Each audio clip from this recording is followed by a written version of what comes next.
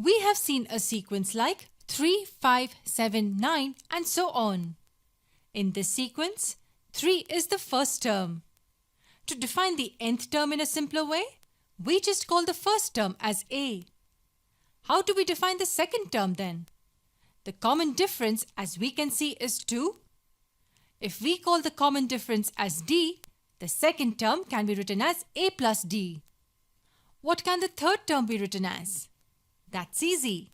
We write it as A plus 2D. First term plus twice the common difference.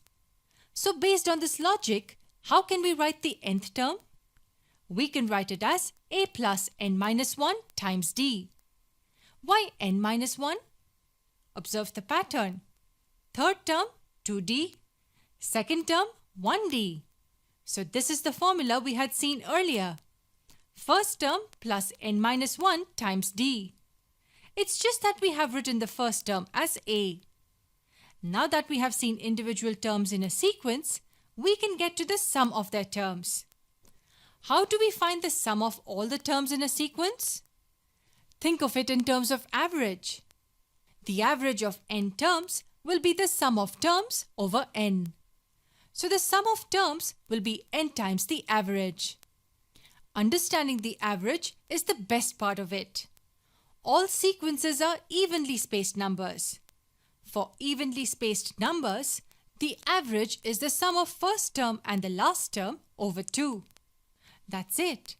We get the sum of terms if we know the number of terms, the first term and the last term. The sum of terms in a sequence is called series. We will understand more about it in our future sessions. Let's take the 2 outside and write n by 2. The first term is A and this is the last term. So first term plus the last term is equal to 2A plus n minus 1 times D. This is the formula to find the sum of terms in a sequence. But wait, this is only an arithmetic sequence. Yes, this is an arithmetic sequence as the difference between 2 consecutive terms is constant. But wait, what are the other types of sequences then? To look at more types, we go through the next sequence. 3, 9, 27, 81 and so on. Pause the video and think about whether this is a sequence or not.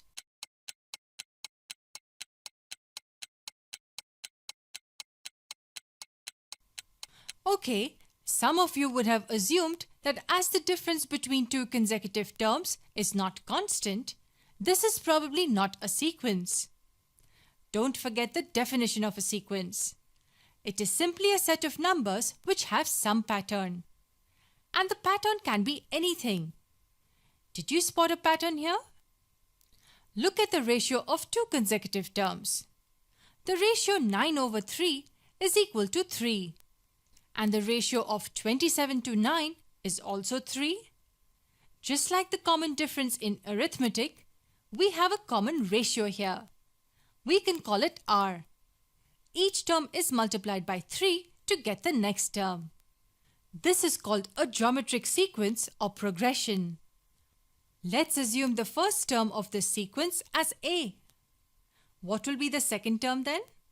It will be A times the common ratio R. And the third term? It will be A times R squared. And what will be the nth term of a geometric progression? Look at the pattern. Second term, R raised to 1. Third term, R raised to 2. So the nth term will be A times R raised to n minus 1. And what will be the sum of the terms in a geometric sequence? This is just a formula you need to know. A times 1 minus R raised to n over 1 minus R. The proof of this is pretty easy and it is good to know. But you don't really need to know it for your exams. So the 4 things you should know for the exams: nth term and sum of terms for an arithmetic sequence, and the nth term and sum of terms for a geometric sequence.